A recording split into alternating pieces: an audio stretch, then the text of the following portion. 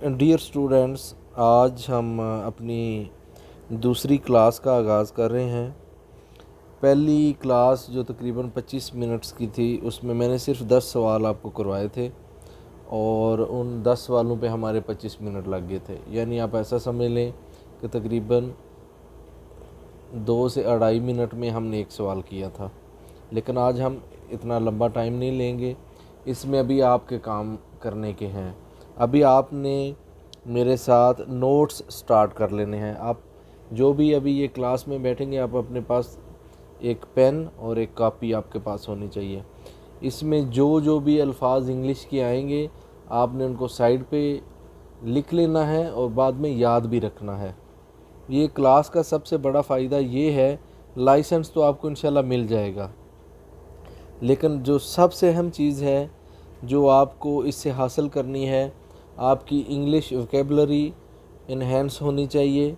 आपको इंग्लिश के अल्फाज ज़्यादा से ज़्यादा उनका उर्दू में या हिंदी में या पंजाबी में उसका महना आना चाहिए।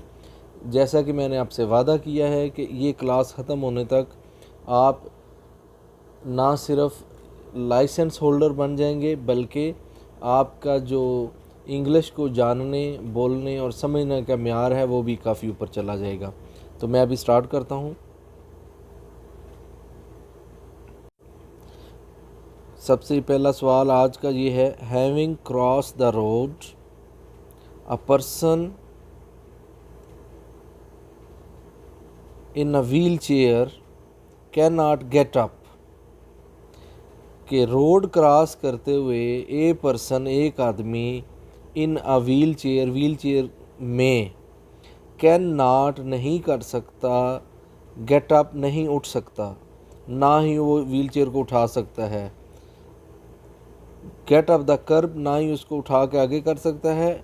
And on to the pavement, वो पेवमेंट जो उधर बनी होती है जिसको हम फुटपाथ टाइप कहते हैं, कि वो कहते हैं कि आप एक ऐसे आदमी को देख रहे हैं जो व्हील चेयर के ऊपर है और व्हील चेयर वो अब ऊपर उसकी आगे नहीं, वो मूव फॉरवर्ड नहीं कर सकता। तो व्हाट डू यू डू, आप क्या करेंगे। अब सवाल ये है असल में कि आपने एक सूरत हाल देखी है, आप क्या करेंगे, आपने क्या करना है, आपने क्या करना है, क्योंकि आपने एक सूरत हाल देखी है। तो अभी आप वो ऑप्शंस हैं नीचे। पहला ऑप्शन है, I get out of the car and help the person. मैं अपनी गाड़ी से बाहर निकलूँगा और जो व्हील चेयर वाला आदमी है उसकी मदद करूँगा। दूसरा ऑप्शन है कि I honk the horn and drive around the person. मैं जी, दूसरा ऑप्शन ये है कि जी मैं हॉर्न बजाऊंगा और गुज़र जाऊंगा। और तीसरा ऑप्शन है, I stop and switch on the hazard warning lights, कि मैं गाड़ी को रोकूंगा और जो लाइट्स होती हैं जिसे हम डबल इंडिकेटर कहते हैं वो मैं ऑन कर दूंगा। तो अब आप सिर्फ अपना दिमाग इसमें दौड़ाएंगे तो आपको बात की समझ आ जाएगी कि जो सबसे पहले वाला है वो ठीक है और जो सबसे तीसरे वाला है, दरमियान वाला गलत है कि भाई मैं हार्न बजाऊंगा। एक मजबूर आदमी को देखकर आपको हार्न नहीं बजाना चाहिए, बल्कि आपको उसकी मदद करनी चाहिए। ये आपका एक सवाल क्लियर हो गया आज। अब दूसरा सवाल है फिर व्हील चेयर वाले के मतलब, a person in a wheel chair, एक आदमी जो व्हील चेयर में है, is travelling along the road, कि वो रोड के साथ ट्रैवल कर रहा है। आल दो, अगरचे, there is a pavement on the right,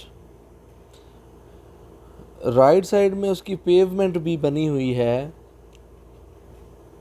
फिर भी आपको क्या करना चाहिए। यानी आप एक बंदे को देख रहे हैं जो फुटपाथ के जो उसका स्पेशल बना होता है पेवमेंट, उस पे वो सफ़र कर रहा है, लेकिन फिर भी आपको क्या करना चाहिए, क्योंकि वो कौन है, व्हील चेयर वाला बेचारा आदमी है।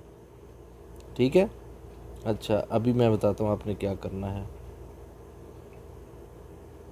नीचे ऑप्शंस हैं, आई ओवरटेक इट, मैं उसको ओवरटेक करूँगा, leaving plenty of room on the side because the wheelchair may swing out. کہ میں اس کو اوورٹیک کروں گا لیکن کافی جو جگہ ہے، پلنٹی آف روم، بہت زیادہ جگہ میں سائیڈ سے چھوڑ کر اوورٹیک کروں گا، کیونکہ ایسا بھی ہو سکتا ہے کہ ویل چیئر میں سوئنگ آؤٹ. سوئنگ آؤٹ کیا ہوتا ہے؟ کہ باہر کی طرف کہیں گر نہ جائے.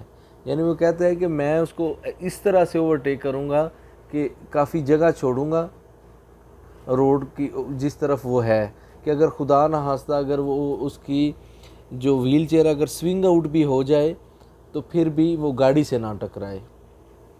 ایک چیز یہ ہے. اور دوسرا ہے I follow behind the wheelchair until I can't overtake it. کہ میں ویل چیئر کو پیچھے پیچھے چلوں گا، فالو کروں گا، آگے نہیں جاؤں گا، اوورٹیک نہیں کروں گا. until یہاں تک کہ I can overtake it. جب تک کہ مجھے ایسا موقع نہ میسر آ جائے کہ میں اس کو اوورٹیک کر لوں. اور تیسرا ہے I honk the horn to indicate the person. اچھا یہ وہی آ گیا ہے کہ یہ جو ہے ہانک دا ہارن، کہ میں ہارن بجاؤں گا، یہ تو غلط بات ہے. آپ خود سمجھتے ہیں کہ ویل چیئر والا بندہ ہے یا محتاج ہے یا بچے ہیں یا بوڑھے ہیں، آپ ان کو آپ نے ہارن نہیں بجانا. ویسے بھی ہارن بجانا جو ہے وہ ترقی یافتہ ممالک میں انتہائی غلط بات سمجھی جاتی ہے. تو اس میں یہ ہانک دا ہارن والا غلط ہے، باقی دونوں ٹھیک ہیں. یہ اوپر اس کا جواب بھی ہے. اب آگے ہے پھر ایک سوال، what do you have to reckon with when elderly person. Elderly person کیا ہوتا ہے؟ بوڑھا آدمی، عمر رسیدہ. Using walking frames cross the road. جو واکنگ فریم اس کے پاس ہوتے ہیں، جو بوڑھے آدمی نے ہاتھ میں مختلف قسم کے اس کے واکنگ فریمز ہو سکتے ہیں، چھڑی بھی ہو سکتی ہے، سٹک بھی ہو سکتی ہے، یا جس طرح وہ بیچارہ کوئی وہ کسی سہارے سے چل رہا ہے. تو وہ کہتا ہے کہ اگر آپ ایک بوڑھے آدمی کو دیکھیں جو اس طرح سے چل رہا ہے روڈ کے اوپر، تو آپ کو کیا کرنا چاہیے؟ آپ کیا کریں گے؟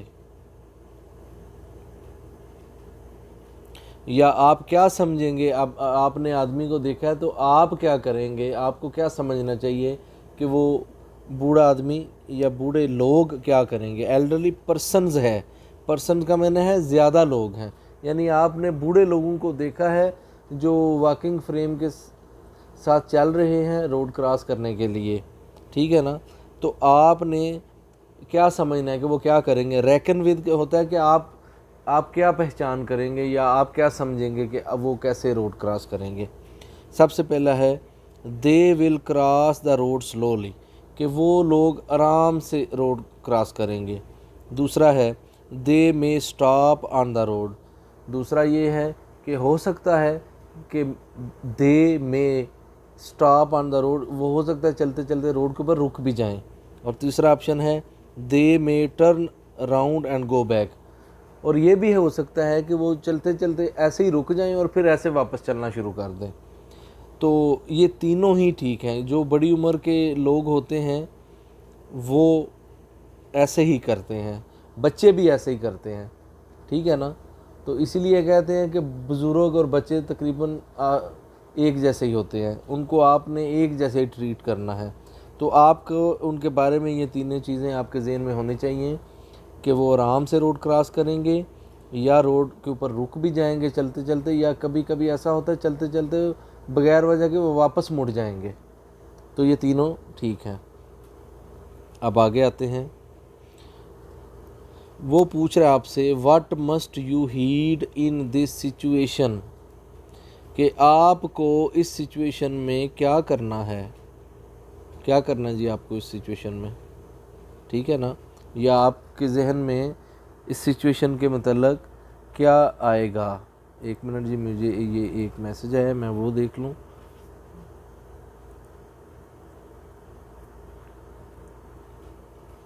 جی ابھی یہ ہیڈ جو ہوتا ہے اس کا معنی ہوتا ہے پے اٹینشن یا ٹیک نوٹس. آپ اس چیز کا کیا نوٹس لیں گے، یا یہاں پر آپ کیا توجہ دیں گے سامنے والی صورتحال کی طرف.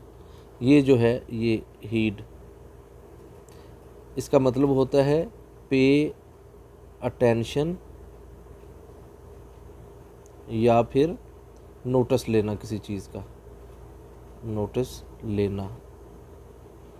اچھا، اب آپ کیا کریں گے کہ یہاں پہ جو آپ کے سامنے جو سچویشن آپ کو نظر آ رہی ہے اس میں آپ کیا کریں گے.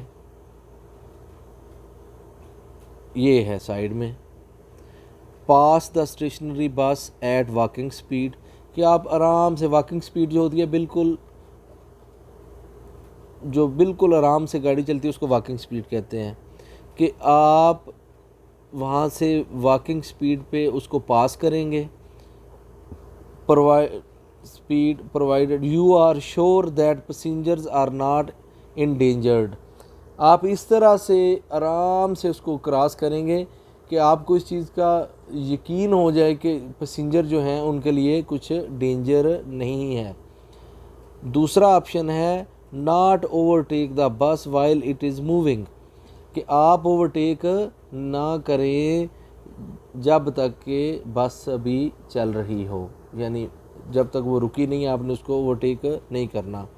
اور تیسرا ہے جو بالکل آپ عقل کا استعمال کریں گے تو ویسے ہی غلط نظر آ رہا ہے، اوورٹیک دا بس while it is still moving, کہ آپ اس کو اوورٹیک کریں گے while it is still moving.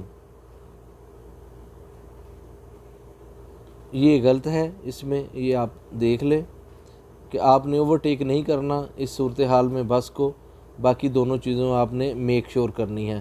آپ نے دیکھا ہے وہ سامنے اس کی بریک والی لائٹ بھی آن ہو چکی ہے، اور دوسرا کیا ہے اس کو آپ نے اوورٹیک نہیں کرنا، ایسا نہ ہو کہ کوئی ادھر سے کوئی گزر رہا ہو.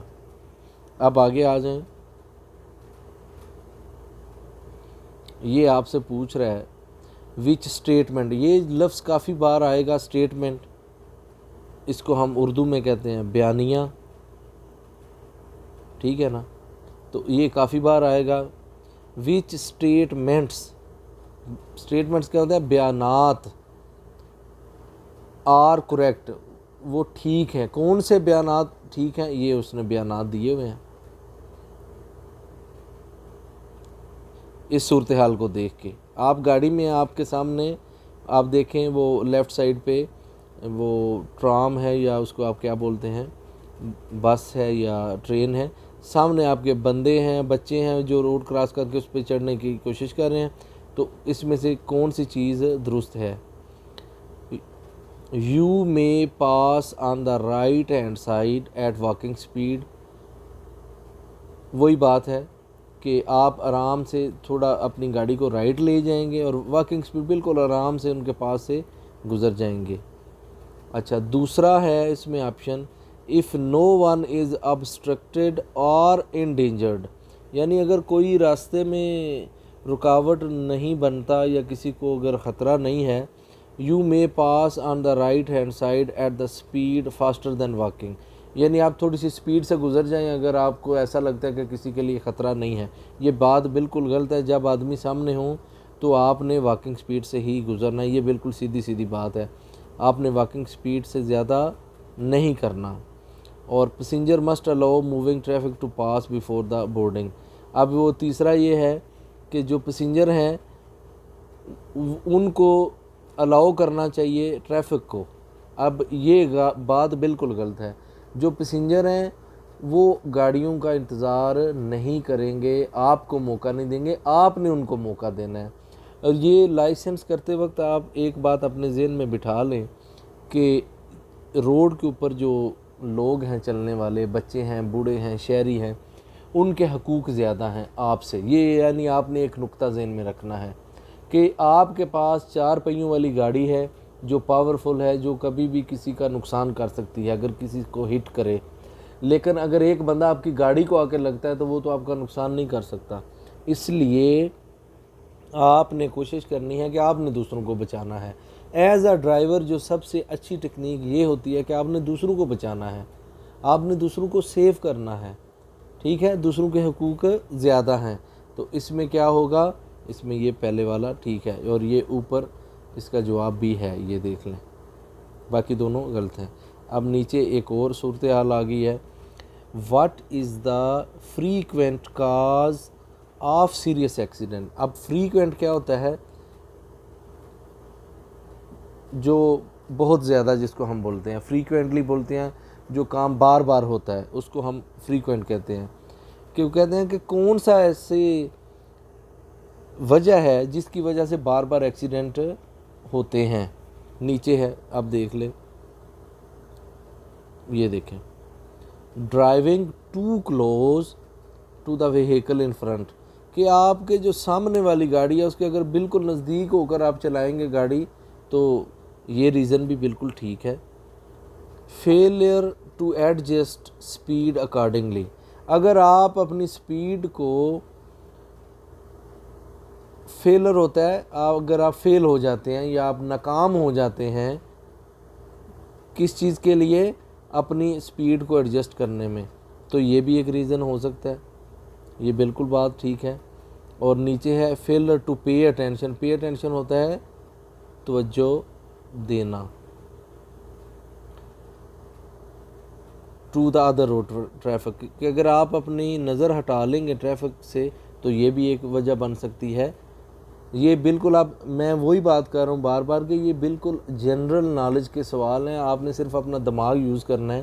آپ خود سوچیں، اگر آپ آگے والی گاڑی کے نزدیک، بالکل نزدیک گاڑی چلا رہے ہیں تو اس میں بھی ڈینجر ہے، اگر آپ اپنی سپیڈ کو ایڈجسٹ نہیں کر پا رہے تو اس میں بھی ڈینجر ہے اور ایکسیڈنٹ ہو سکتا ہے، اور اگر آپ نے روڈ سے توجہ اپنی ہٹا لیا تو اس میں بھی ڈینجر ہے۔ یہ کون سا اس میں کوئی کیمسٹری، بایولوجی یا کچھ میتھ کے سوال ہیں؟ یہ بالکل سمپل ہی بات ہے، آپ نے اسی پہ عمل کرنا ہے۔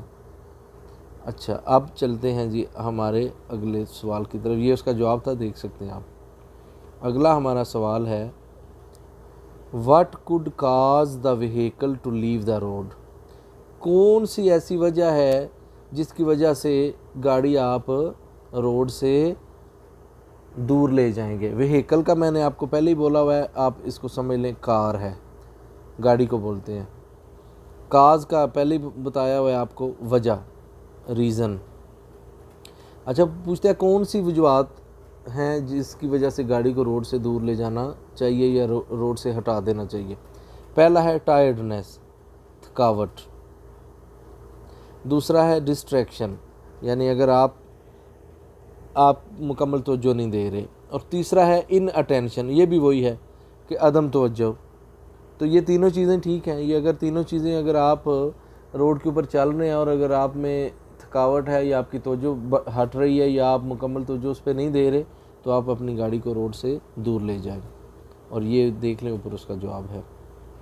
اب ہے how could a dangerous situation arise, کہ کس طرح سے ڈینجرس صورتحال سچویشن بن جاتی ہے،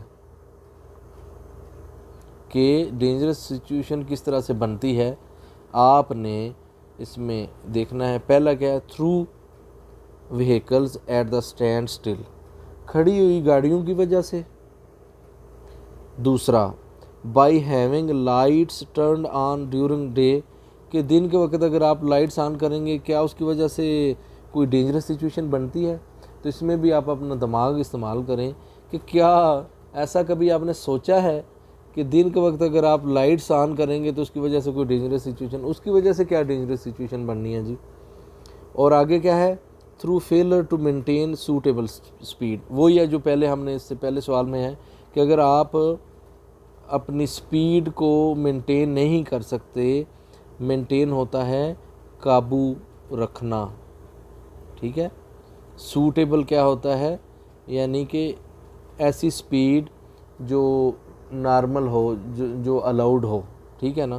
اگر آپ اس کو نہیں کر سکتے تو پھر بھی یہ ڈینجرس سچویشن بن جائے گی۔ یہ اوپر جواب ہے، یہ دیکھ سکتے ہیں آپ۔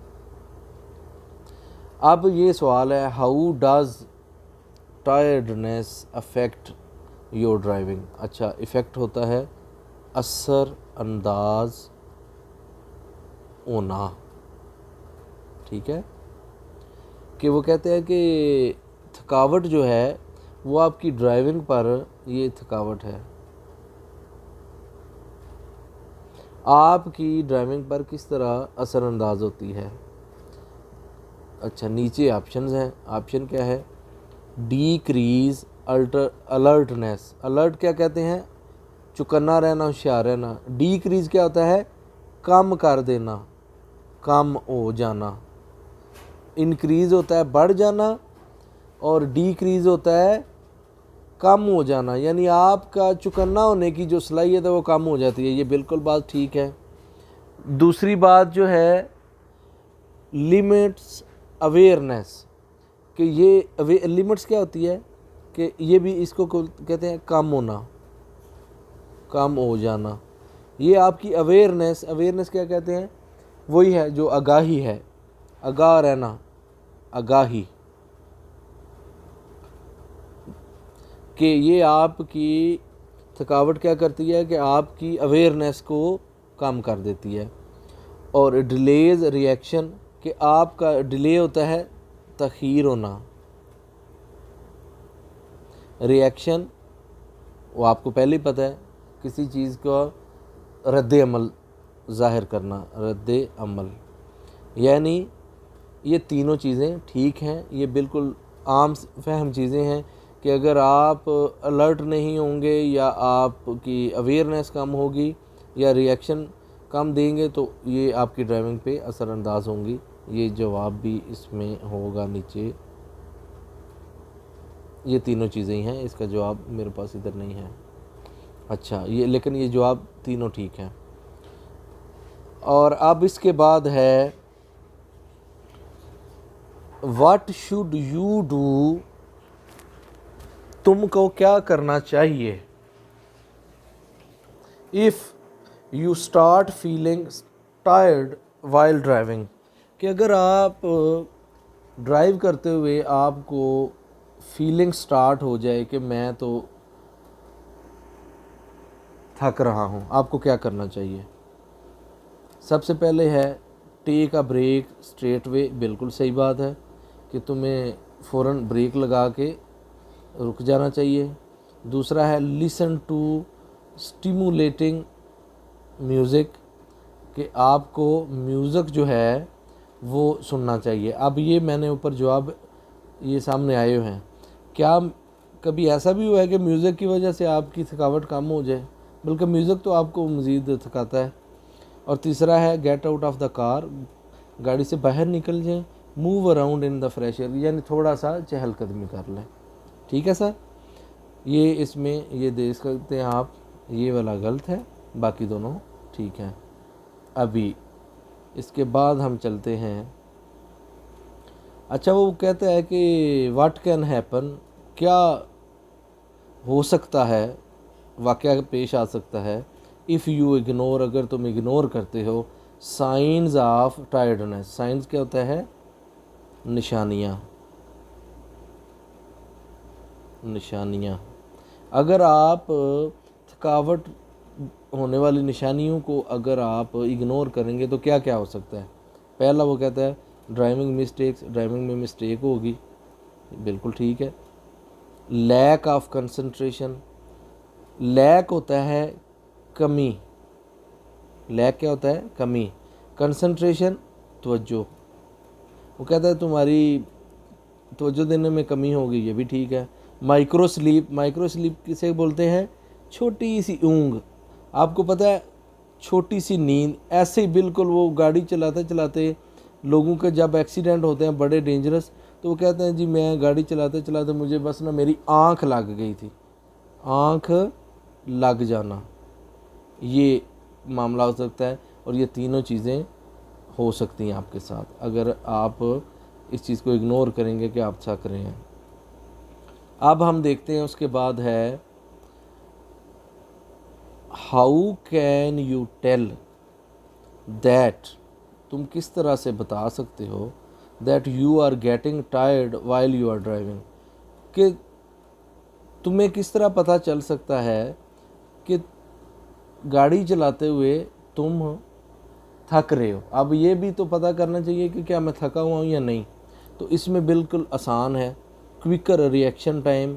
یہ غلط ہے کیونکہ جو تھکا آدمی ہوتا ہے اس کا تو ریئیکشن ٹائم नहीं होता क्विकर होता है तेज़ तरीन रिएक्शन टाइम, वो तो फ्रेश आदमी का होता है। दूसरा है हैवी आई लिड्स, कि तुम्हारी आंखें भर जाएं। हाँ ये ठीक है, जब आदमी टायर्ड होता है तो उसका क्या होता है, आंखें भर जाती हैं। फ्रीक्वेंट यॉर्निंग, कि तुम्हें जमाइयाँ आनी शुरू हो जाए, मुसलसल बंदा ऐसे जमाइयाँ ले रहा है जैसे नींद आने लगती है, तो इसमें ऊपर वाला गलत है, नीचे वाले दोनों ठीक हैं। अब है what can present a danger, कि कौन सी चीज़ है जो डेंजर पैदा कर सकती है, ख़तरनाक हो सकती है। क्या है, सबसे पहले वोर्न टायर्स, कि जो टायर हैं उनकी सूरत हाल अगर ख़राब हो। Vehicle in a spectacular colour, कि एक मखसूस कलर की गाड़ी नहीं। अब गाड़ी का कलर कोई भी हो, क्या वो डेंजर पैदा करता है? कभी ज़िंदगी में आपने सुना है कि मेरी गाड़ी का कलर रेड था इसलिए डेंजर पैदा हो गया या डेंजरस हो गया काम, या ब्लू था या ब्लैक था? यानी कलर तो कभी भी कोई डेंजर नहीं पैदा करता। डेंजर क्या पैदा कर सकता है, कौन? टायर कर सकते हैं ख़राब, या हेडलाइट्स सेट टू हाई, अगर आपने हेडलाइट अपनी ज़्यादा हाई की हुई हैं तो उसकी वजह से भी डेंजर हो सकता है। ये दोनों ठीक है, ये गलत है। अब आगे चलते हैं। What must you not drive extra slowly for no good reason, कि तुम्हें क्यों एक्स्ट्रा स्लोली बहुत ही ज़्यादा slow, for no good reason, यानी बगैर किसी वजह से तुम अगर एक्स्ट्रा स्लोली गाड़ी चलाओगे, बहुत ही स्लो गाड़ी चलाओगे बगैर किसी वजह से, तो ये तुम्हें क्यों ऐसा नहीं करना चाहिए? क्या क्यों ये बात गलत है कि तुम्हें स्लो गाड़ी नहीं चलानी चाहिए बगैर वजह के? बिकॉज क्या है नीचे, it increase the danger of rear end, ये सबसे पहले हमने पहली क्लास में पढ़ा था कि रेयर एंड जो है वो जो पीछे से गाड़ी ठुकती है किसी को या लगती है, उसकी एक ये वजह है कि गाड़ी स्लो भी होती है और आप बिल्कुल नज़दीक करके चला रहे हैं, तो ये एक्स्ट्रा स्लोली चलाएंगे तो एक तो ये डेंजर पैदा करेगा एक्सीडेंट का। Because it obstructs the flow of traffic, के फ्लो होता है बहाव, आप ट्रैफिक के बहाव में ऑब्स्ट्रक्ट करेंगे। ऑब्स्ट्रक्ट क्या होता है, रुकावट। एक्स्ट्रा स्लोली चलाएंगे तो ये क्या वजह बनेगी, ये ट्रैफिक को भी रोकेगी। और तीसरा है because it encourages the vehicle drivers behind to overtake dangerously. हाँ ये भी है, जब आप किसी को तंग करेंगे तो जो पीछे वाला ड्राइवर है उसको हिम्मत होगी कि वो आपको ओवरटेक करे डेंजरस तरीके से। तो ये तीनों चीज़ें एक्स्ट्रा स्लोली चलाने की रीज़न है, तो ये बिल्कुल तीनों ठीक हैं इसके जवाब। अब आगे देखें आप, what must you be aware of. अब ये गाड़ी आप देख रहे हैं, ये नीचे जो निशान है गाड़ी का, ये आप गाड़ी में बैठे हुए हैं, ये निशान जो गाड़ी का है, क्या आप गाड़ी के अंदर हैं और आपके सामने वाले स्क्रीन से आप देख रहे हैं कि ये एक साइकिल वाला है आपके सामने। तो अभी आपको क्या किस तरह से अवेयर होना चाहिए, यानी चौकन्ना हो जाना चाहिए, कैसे होंगे आप? ठीक है ना, इसके उन्होंने ये दिए हुए हैं। Go to the other side of the road, ये मैं जवाब पे सीधा आ जाता हूँ कि आप, क्योंकि आपके सामने वो गाड़ी है, वो ये नज़र आ रही है आपको, ये देखें ये बंदा है, आप क्या करेंगे, जिधर साइकिल है उससे थोड़ी दूसरी तरफ चले जाएं, ये अच्छी बात है। अच्छा, तीसरा है टर्न टू द लेफ़्ट, आप ये देखें, आपकी वो राइट साइड पे साइकिल, आप थोड़ा सा लेफ़्ट कर लें ताकि आप उसको हिट ना करें। और जो दरमियान वाला है, not impede me as I proceed, कि मैं सीधा ही चलता रहूँ और मुझे कोई आदमी रास्ते में ना रोके, ये गलत है। दो काम आपने करने हैं, आप एक तो रोड दूसरी साइड पे चले जाएं साइकिल को, यानी आपने हिट नहीं करना, और लेफ़्ट लेना है क्योंकि वो आपकी राइट साइड पे है, उसको बचाना है। वही बात जो मैं आपको बार बार समझा रहा हूँ कि आपने दूसरों को बचाना है, ये गलत है इसमें। अब आगे है, हाउ डू यू बिहेव। आप गाड़ी में हैं और ये आप देख रहे हैं कि आप गाड़ी के अंदर हैं, आपने क्या देखा है, इन दो बंदों को जो आपकी राइट साइड पे हैं। अब आपने बिहेव क्या करना है, आपका रवैया क्या होना चाहिए इनको देख के। तो इन्होंने ऑप्शंस दिए हुए हैं, वो ऑप्शन अभी पता चल जाते हैं। بی ریڈی ٹو بریک، یعنی یہ تو بالکل ایک عام فہم سی بات ہے کہ آپ نے بریک لگانے کے لیے خود کو ریڈی رکھیں۔ اور نیچے ہے continue driving at the same speed, یہ تو بڑی غلط بات ہے بھائی، آپ کو بندے نظر بھی آ گئے ہیں پھر بھی آپ کانٹینیو ڈرائیونگ رکھیں گے سیم اسپیڈ پہ، یہ تو بڑی غلط بات ہے، یہ تو ویسے عام فہم لوگوں کو بھی سمجھ آنی چاہیے۔ اور واچ آؤٹ فار چلڈرن، آپ ان کو بچوں کو دھیان سے اپنے دھیان میں رکھیں، یہ بھی ٹھیک ہے۔ درمیان والا جو کانٹینیو ڈرائیونگ ہے وہ غلط تھا۔ ابھی یہ آ گیا ہے what risks must you be aware of, آپ نے ابھی ایک دیکھا ہے ایک بچہ یہ سامنے جس کے پاس سائیکل ہے اور آپ کو نظر آ رہا ہے کہ سائیکل کا منہ کدھر ہے، روڈ کی طرف ہے، یہ دیکھ لیں اس نے ادھر جانا ہے، ادھر نظر آ رہا ہے نا، تو یہ سائیکل اس نے ادھر سے ادھر لے کے جانا ہے، آپ کو نظر بھی آ رہا ہے کہ لڑکا ہے یا بچہ ہے اور آپ گاڑی میں ہیں، تو آپ کو کیا کرنا چاہیے؟ دماغ کا استعمال کرنا چاہیے آپ کو، وہ میں بتاتا ہوں۔ Stop moving, proceed on the road, ٹھیک ہے نا۔ اچھا یہ اس میں سوال میں ایک اضافہ بھی ہے، یہ دیکھیں سوال کے اوپر یہ لکھا ہوا ہے the boy on the bicycle ول کا مطلب ہوتا ہے گا، جس کو ہم کریں فیوچر والا ہوتا ہے، یعنی کوئی بھی کام۔ The boy on the bicycle, جو بوائے ہے بائیسیکل پہ وہ کیا کرے گا؟ ول اسٹاپ موونگ، نہیں وہ تو اسٹاپ موونگ نہیں کرے گا، کیونکہ بچے تو اگنور کرتے ہیں، ان کو تو پتہ نہیں ہوتا کہ میں نے اسٹاپ کرنا ہے۔ Proceed on the road, proceed لفظ آپ لکھ لیں کہیں پہ، جاری رہنا، چلتے رہنا، چلتے رہنا، یہ پروسیڈ لفظ آپ لکھ لیں سائیڈ میں، چلتے رہنا، وہ چلتا ہی رہے گا روڈ کے اوپر، یہ بات بالکل ٹھیک ہے، یہ ہمارا اندازہ ایسا ہونا چاہیے کہ یہ بچہ رکے گا نہیں، یہ چلتا ہی رہے گا۔ اور ابھی تیسرا آپشن کیا ہے اس میں؟ کانٹینیو آن دا سائیکل پاتھ، کہ وہ جو سائیکل چلانے کے لیے پاتھ بنا ہے اس میں کانٹینیو کرے گا، نہیں کرے گا، کیونکہ وہ پاتھ تو اس نے ختم کر لیا، اب اس کا منہ ادھر ہے، وہ اس پہ ایسے کیسے چلے گا؟ آپ خود سوچیں، اس کا منہ یہ ہے اس طرف، تو وہ اس طرف کیسے چلائے گا؟ یہ بھی غلط ہے، آپ کا اندازہ یہی ہونا چاہیے کہ وہ اس پاتھ پہ نہیں چلے گا بلکہ ابھی وہ کراس کرنے والا ہے، تو اس میں دو آپشن غلط ہیں اور ایک ٹھیک ہے۔ آج کی کلاس ابھی میں ختم کرتا ہوں، امید کرتا ہوں کہ آپ کو کچھ سمجھ آئی ہوگی اور کلاس زیادہ ہماری لینتھی نہیں ہوئی، اور امید ہے کہ آپ لوگوں کو یہ کلاس پسند آئی ہوگی اور آپ سمجھیں گے اس سے۔ میں آپ کا ٹیچر نعمان سندھو اجازت چاہتا ہوں، اس کے بعد کلاس میں پھر انشاءاللہ ملاقات ہوگی۔ اللہ حافظ۔